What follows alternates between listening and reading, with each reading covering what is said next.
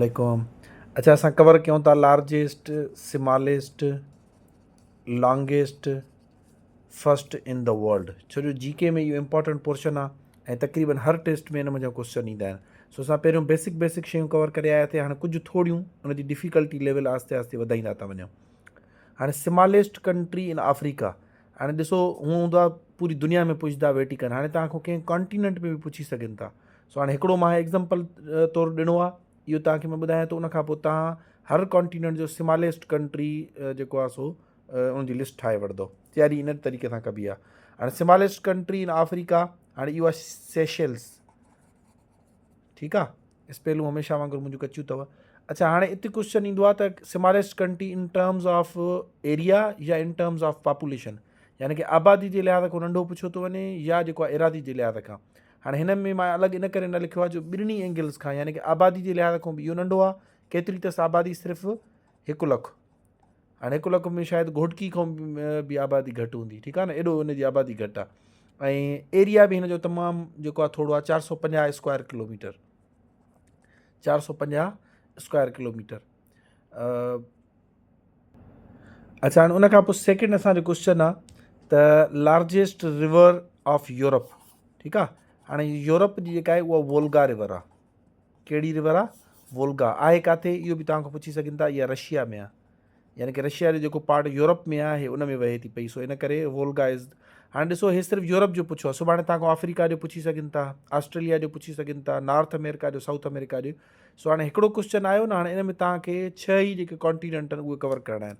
हाणे जीअं मिसाल था वठूं, हाणे इहे हिकिड़े ॾींहं जी महिनत आहे, जस्ट 10-15 मिंटनि जी, त उन लाइ इहो तव्हांजो एरिया कवर थी वेंदो। हाणे मिसाल लार्जेस्ट रिवर कॉन्टिनेंट वाइज़ ॾिसूं था, एशिया जो यांगज़े रिवर तव्हांखे मां पढ़ायो आहे, टी साइलेंट आहे यांगज़े रिवर। ठीकु आहे, इहा किथे आहे? चाइना में आहे। अच्छा, उनखां पोइ अफ्रीका, इहा त दुनिया जी वॾी में वॾी रिवर आहे, नाइल। ठीकु आहे न, कहिड़े में आहे? खोड़ सारे मुल्कनि में आहे, पर मेन इन जो जेको एरिया आहे या मेन जेको इन जो जिथां इहा वहे थी पई उहा इजिप्ट आहे, हालांकि ॿियनि मुल्कनि मां बि वहे थी। अच्छा, उनखां पोइ अचूं था यूरोप।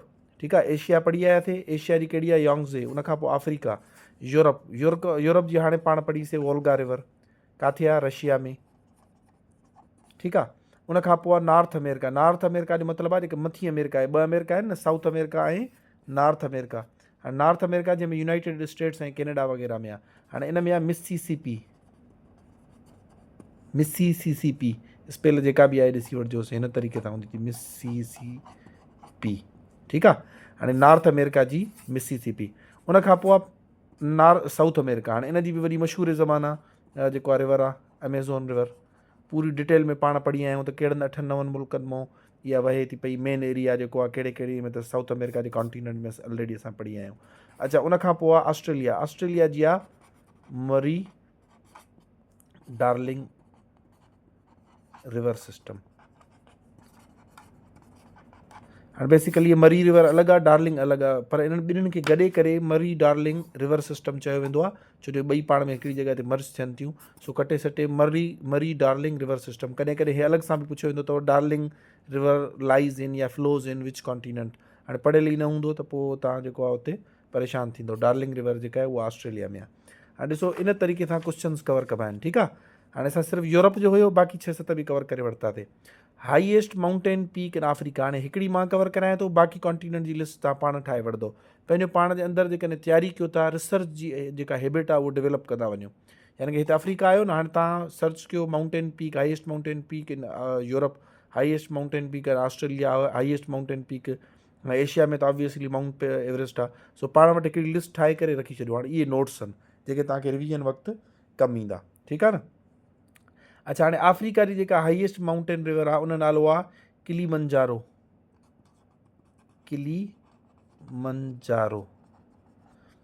ठीकु आहे, हाणे अफ्रीका जे हिसाब सां त इहा हाईएस्ट आहे, पर दुनिया जे हिसाब सां कुझु बि न आहे। जेके दुनिया जूं जेके 14 वॾियूं पीक्स आहिनि न, उहे 8000 मीटर्स खां, यानी कि 8 किलोमीटर खां वॾियूं आहिनि। हिन जी हाइट जेका आहे उहा 5895 किलोमीटर आहे, यानी कि सोली सिंधी में 6 किलोमीटर। ऐं जेके वॾियूं हाईट जेके आहिनि माउंटेन पीक्स सम्झी वेंदियूं आहिनि, जंहिंमें K2 माउंट एवरेस्ट ऐं वग़ैरह ॿियूं अची थी वञनि, उहे सभु छा आहिनि? 8000 खां वॾियूं आहिनि। सो दुनिया जे हिसाब सां हे नंढी आहे, एॾी वॾी माउंटेन रेंज जेको आहे माउंटेन पीक न आहे, पर अफ्रीका जे हिसाब सां वॾी में वॾी माउंटेन पीक इहा आहे। अच्छा, कॾहिं कॾहिं इहो पुछी वेंदा आहिनि त इहो किथे आहे? इहो तंज़ानिया में आहे। ठीकु आहे न, अफ्रीकन कंट्री आहे न तंज़ानिया, उन में अथव, ठीकु आहे। अच्छा, हाणे अॻिते हलूं था पिया, लार्जेस्ट ग्लेशियर इन ऑस्ट्रेलिया। हाणे हे डेलिबरेटली मां क्वेश्चन लिखियो आहे, छो जो अक्सर पेपरनि में कॾहिं कॾहिं अची बि वेंदो अथव। बाक़ी जेतिरा बि कॉन्टिनेंट्स आहिनि उन्हनि में ग्लेशियर आहे, ऑस्ट्रेलिया में कोई बि ग्लेशियर नाहे, ठीकु आहे। सो इन करे ॾिनो आहे लार्जेस्ट ग्लेशियर इन ऑस्ट्रेलिया आहे ई न, या जो continent with no glacier Australia खे टिक कंदो। अच्छा, हाणे अॻिते हलूं था, दुनिया जे बारे में त पुछी सघनि था न, त लार्जेस्ट ग्लेशियर इन द वर्ल्ड। हाणे पूरी दुनिया में जेको वॾो में वॾो ग्लेशियर आहे उहो अंटार्कटिका जे अंदरि आहे, ऐं उनजो नालो छा आहे, लेम्बर्ट, ठीकु आहे न, लेम्बर्ट। हे अंटार्कटिका जे अंदरि आहे। हाणे केतिरो वॾो आहे, 400 किलोमीटर इन जी, 400 किलोमीटर इन जी लेंथ आहे, डिघाई आहे। अच्छा, वेकर इन जी घणी आहे, 80 किलोमीटर, यानी कि 400 किलोमीटर तव्हां ईअं सम्झो खणी त घोटकी खां ऑलमोस्ट हैदराबाद थींदो, एतिरी इन जी डिघाई आहे। वेकर उनजी 80 किलोमीटर आहे। अच्छा, उनजी हाइट केतिरी आहे या डेप्थ केतिरी आहे, उनजी हाइट आहे 2.5 किलोमीटर, यानी कि 2.5 किलोमीटर, यानी कि मथां जेकॾहिं उनजे टॉप ते को बीह करे बिल्कुलु हेठि ताईं डीप ताईं उनखे तव्हां मैयर कंदव या माप कंदव त 2.5 किलोमीटर उहो ऊचो आहे ज़मीन खां, ठीकु आहे न, या उनजी गहराई जेका आहे उहा 2.5 किलोमीटर आहे। त हाणे एतिरो वॾो आहे। पाकिस्तान जो कॾहिं कॾहिं पुछी वठंदा आहिनि त उहो बि तव्हांखे मशहूरु ज़माना सभिनी खे ख़बर आहे, सियाचिन, ठीकु आहे न। हाणे सियाचिन तक़रीबन जेको आहे 70-75 किलोमीटर डिघो आहे, 70-75 किलोमीटर। हाणे काॾे 400 ऐं काॾे 70-75 किलोमीटर, त इन मां तव्हां अंदाज़ो करे सघो था पिया, ठीकु आहे। अच्छा, हाणे अॻिते हलूं था पिया, लार्जेस्ट ग्लेशियर पाण कवर करे आयासीं। बिज़ीएस्ट एयरपोर्ट चेंज थींदो रहंदो आहे, हिन वक़्तु मूंखे ध्यान में न आहे, सो फ़िलहालु हिनखे स्किप कयूं था। अच्छा, largest economy of the world. हाणे लार्जेस्ट इकॉनमी जेका आहे उहा पहिरें नंबर ते आहे USA, अमेरिका। सभिनि खे एक्सपेक्टेड हूंदो केतिरी आहे, 30 ट्रिलियन, बिलियन न, बिलियन चइबो आहे अरब खे, वरी उनखां पोइ 3 ॿुड़ियूं ॿियूं वधायो पोइ ट्रिलियन थींदो आहे, 30 ट्रिलियन डॉलर्स, ठीकु आहे न। ॿिए नंबर ते तव्हांजो चाइना आहे। हाणे इहो यादि कंदा वञो। 3 नंबर ते तव्हांजो जर्मनी आहे, ऐं 4थे नंबर ते जंहिंसां असांजो मुक़ाबिलो हलंदो आहे, इंडिया। हाणे मुक़ाबिलो करणु खपे त हिन में करणु खपे। India is the 4th largest economy इन द वर्ल्ड।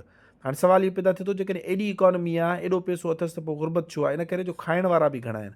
मिसाल, हिकिड़ो भाउ हुजे, उनजी 50,000 पघार हुजे, उनजी फैमिली में 4 मेंबर हुजनि, ॿिए भाउ जी 80,000 पघार हुजे, पर फैमिली मेंबर 10 हुजनि, त कमाई त वधीक हूंदी, पर ओतिरो ख़र्चा या ओतिरो खाइण वारा बि वधीक हूंदा। हाणे बाक़ी जेके मुल्क आहिनि, जीअं जर्मनी थी वियो या जेको आहे सो USA थी वियो, त उन्हनि जी जेका आबादी जे लिहाज़ खां जेका उनजी कमाई आहे उहा तमामु घणी आहे।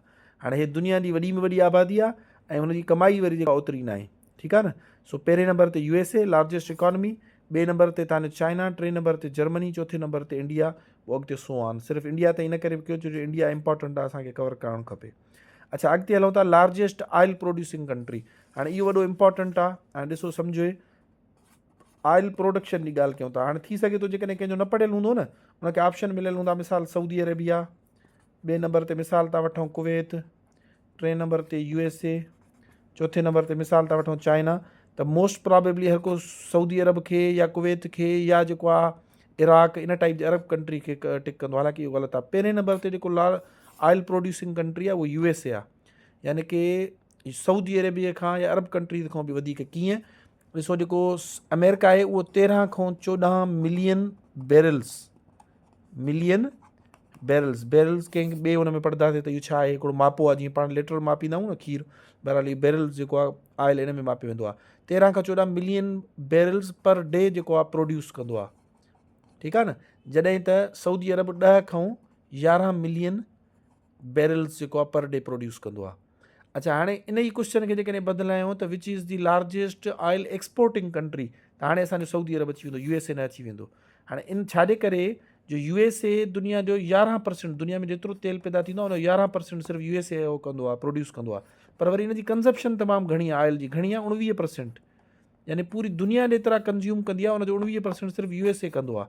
यानी कि हिन जी खपत एॾी वधीक आहे त जेको प्रोड्यूस कंदो आहे उन खां वधीक इस्तेमालु कंदो आहे, त एक्सपोर्ट छा कंदो, ठीकु आहे न। जॾहिं त सऊदी अरेबिया 7.3 मिलियन बैरल, यानी कि जेका या 10 खां 11 प्रोड्यूस कंदो आहे, उन मां 7.5 मिलियन बैरल जेको आहे पर डे सॉरी, उहो जेको आहे एक्सपोर्ट कंदो आहे। एक्सपोर्ट जो मतिलबु आहे दुनिया खे मोकिलींदो आहे।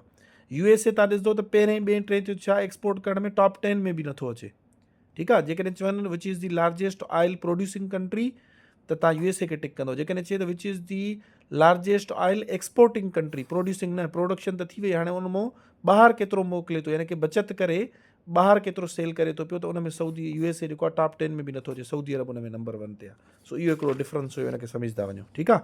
ऑयल प्रोड्यूसिंग कंट्री अलॻि आहे, ऑयल एक्सपोर्टिंग कंट्री अलॻि आहे। एक्सपोर्टिंग में सऊदी अरबिया अची वेंदो ऐं प्रोड्यूसिंग में USA अची वेंदो, ठीकु आहे। अच्छा, हाणे least populated continent living Antarctica. हाणे अंटार्कटिका सभिनी खे ख़बर आहे उन का परमानेंट आबादी न आहे, उनखे कटे करे उनखां पोइ कहिड़ो आहे, बाक़ी जेके 6 बचनि था उन्हनि सभिनि में जेका घटि में घटि आबादी आहे उहा ऑस्ट्रेलिया में आहे।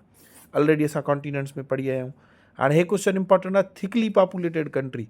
हाणे ईअं त जेको आहे सो ॾिसो, इंडिया में आबादी वधीक आहे, चाइना में वधीक आहे, पर चए थो त हर किलोमीटर में जेकॾहिं ॾिसजे जंहिंजी घणी खां घणी आबादी हुजे, थिकली पॉपुलेटेड। हाणे इहो आहे मोनाको।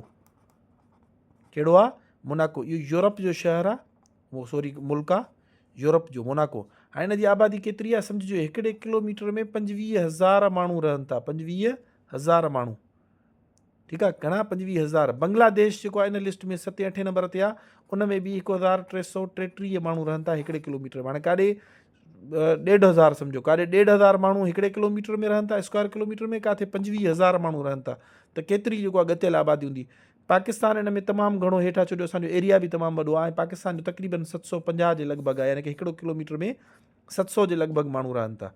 त इन मां तव्हां अंदाज़ो करे सघो था त हे केतिरो थिकली पॉपुलेटेड, माना ॻतियल आबादी वारो आहे, थोरे एरिया में घणा माण्हू उहे हिते। अच्छा, काथे काथे तव्हांखे इन में मकाऊ मिलंदो, मकाऊ। हाणे मकाऊ जेको आहे बेसिकली अलॻि सां का कंट्री न आहे, इहो चाइना जे एडमिनिस्ट्रेटेड एरिया आहे। जीअं आज़ादु कश्मीर आहे न, जेको आहे पाकिस्तान एडमिनिस्ट्रेटेड एरिया चयो वेंदो आहे, यानी पाकिस्तान जो हिसो सम्झो वेंदो आहे। सो हिन करे अलॻि हिनखे कंसीडर न कयो वेंदो आहे, चाइना जो ई हिसो आहे। पर जेकॾहिं सॼी चाइना खे मिलाईंदासीं त उहो एतिरी थिकली पॉपुलेटेड न आहे जेतिरी छा आहे मोनाको आहे। सो इन करे हिन जे बजाए हे असांजे लाइ बहितर ऑप्शन आहे मोनाको, ठीकु आहे। ऐं केतिरी अथसि आबादी? 25,000 जेको आहे सो जेको आहे पर किलोमीटर उनजी आबादी आहे, थिकली पॉपुलेटेड। हाणे जेकॾहिं थिकली पढ़ियोसीं माना जंहिंमें तमामु घणी ॻतियल आबादी आहे, त वरी उती थिनली पॉपुलेटेड बि पुछी सघनि था, यानी कंहिंमें सफ़ा घटि में घटि आहे, त उहो आहे मंगोलिया, ठीकु आहे। हीअ कंट्री जी ॻाल्हि कयूं था, कहिड़ो आहे? मंगोलिया, जंहिंमें गोबी डिज़र्ट आहे, चाइना जे जेको भरिसां आहे मंगोलिया, यानी कि एॾो वॾो आहे, आबादी जेको आहे तमामु घटि अथसि। ऐं जेको आहे थिनली पॉपुलेटेड में थी सघे थो ग्रीनलैंड, तव्हां नेट ते सर्च कंदो त तव्हांखे ग्रीनलैंड बि ईंदो। हाणे ग्रीनलैंड बेसिकली हिकिड़ो जज़ीरो आहे, ठीकु आहे। ग्रीनलैंड हिकिड़ो छा आहे? जज़ीरो आहे, यानी कि जंहिंखे पाण आइलैंड चयो वेंदो आहे। ऐं इहो बेसिकली अलॻि सां को मुल्क आहे ई न। Greenland is not a country, it is part of Denmark. ऐं इन जी का परमानेंट जेका आहे सो रहाइश बि न आहे, तमामु घणो थधो आहे, इन करे परमानेंट जी अंटार्कटिका जी परमानेंट आबादी न आहे, हिन जी आबादी बि चंद हज़ार आहे जेके सदियुनि सालनि खां उते रहनि था पिया। बाक़ी डेनमार्क जे जेको आहे अंडर सुपरविजन ईंदो आहे, ऐं अलॻि सां इहो मुल्क न आहे, इन करे इहो कंसीडर न कयो वेंदो। पोइ इन करे असां कहिड़ो कंसीडर कंदासीं? मंगोलिया, ठीकु आहे। Mongolia is the least populated या thinly populated country in the world. अच्छा, हाईएस्ट लाइफ एक्सपेक्टेंसी। हाणे हाईएस्ट लाइफ एक्सपेक्टेंसी जो मुराद आहे त जंहिंजी उमिरि वॾी हुजे। हाणे इहो बि अगेन मोनाको अथव, इन्हनि जी तक़रीबन आई थिंक 85 साल, माना एवरेज जेका माण्हुनि जी जेका उमिरि आहे, इन करे बि शायदि आबादी वधीक आहे, त जेके कुराड़ा आहिनि मरनि ई नथा। हर माण्हू जी जेका एवरेज एज आहे उहा 85 जे लॻभॻि 85 या 87 अथव।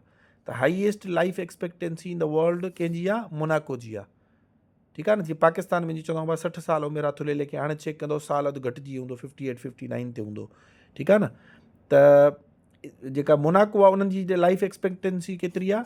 85। उनखां पोइ जेको आहे तव्हांजो जापान अचे थो पियो। जापान में बि जेका आहे न उहो जवान खां वधीक कुराड़नि जी तइदाद आहे, ठीकु आहे न। यानी कि हिते असां 25 लिखूं, हिते 30 लिखूं, हिते 45 लिखूं, हिते 60 लिखूं, हिते 70, हिते 80, त जेके 70-80 वारो जेको पोर्शन आहे उहो नौजवाननि खां बि वधीक आहे।